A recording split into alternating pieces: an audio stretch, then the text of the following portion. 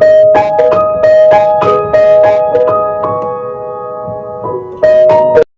guys, welcome back to my channel Learn with Gullu। तो आज मैं बोलने वाली रिपब्लिक डे का स्पीच।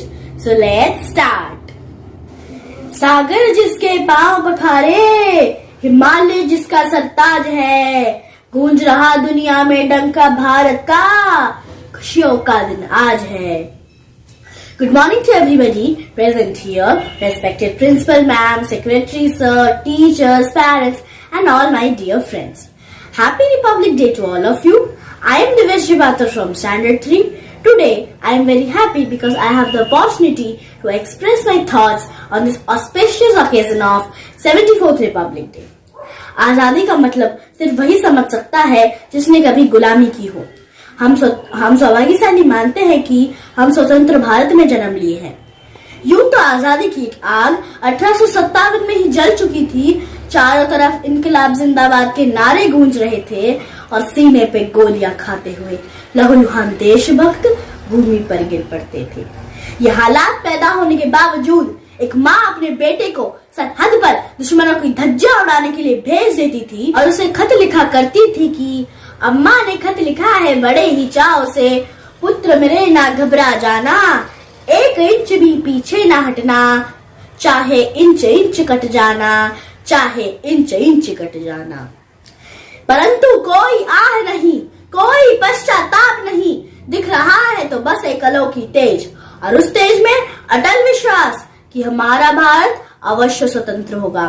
और 15 अगस्त 1947 को यह विश्वास प्रतिफलित भी हुआ, क्योंकि यह देश महापुरुषों का है, यह देश गुणी विद्वानों का, यह देश साधकों संतों का, यह देश वीर बलवानों का, यह देश वीर बलवानों का। हमारे देश की स्वतंत्रता तब तक अधूरी थी जब तक यहाँ का संविधान न रचा जाए। अतः राष्ट्र निर्माताओं की अधीनता में 26 जनवरी 1950 को भारत का अद्वितीय संविधान लागू किया गया। संविधान तो लागू हो गया था, पर यह बात अभी भी जहन में रखनी शेष थी कि भारत की गौरव गाथा बार बार दोहरानी है। प्यारा भारत देश हमारा, हम सब हिंदुस्तानी हैं, हम सब हिंदुस्तानी हैं। परंतु अभी भी भारत के सामने ऐसे विषम परिस्थितियां थी जो मानव के सपनों को खंडित कर देती हैं।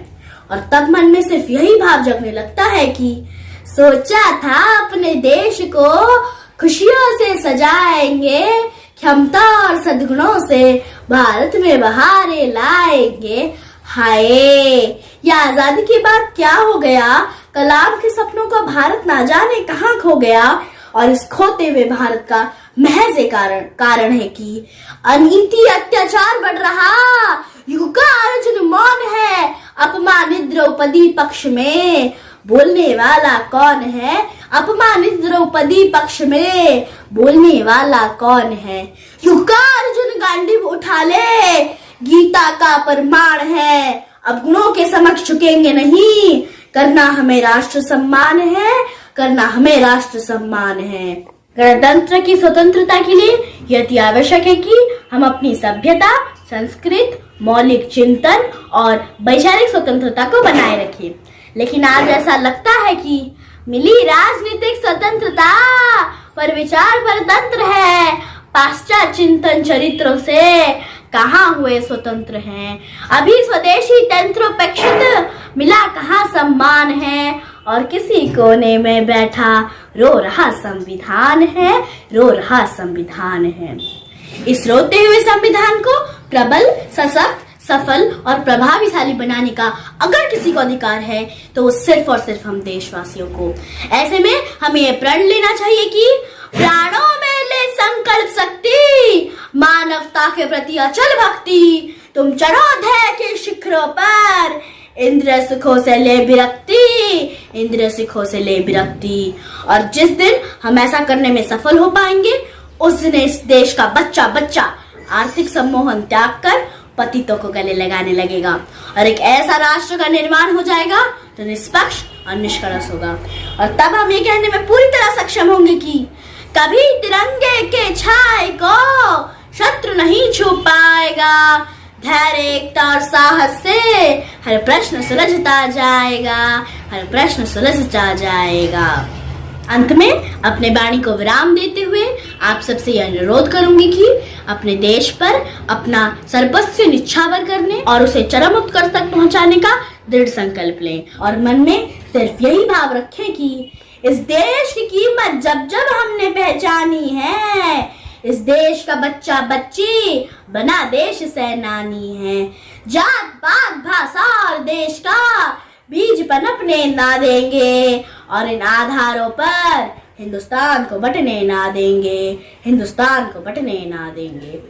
एकता के सतरंगों से सजाएंगे संसार को, गणतंत्र की उपासक बनकर सच्चे उपहार देंगे राष्ट्र को, सच्चे उपहार देंगे राष्ट्र को। जय हिंद, जय भारत।